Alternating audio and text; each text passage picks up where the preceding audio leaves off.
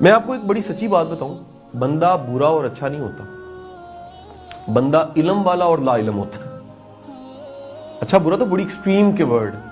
मैंने बड़े लोगों पे जिन पे कभी गुस्सा आया और तहकीक की है ना, तो पता लगा मुझे गुस्सा नहीं खाना था, मुझे गुस्सा करने की जरूरत ही नहीं थी। उसको तो पता ही नहीं था।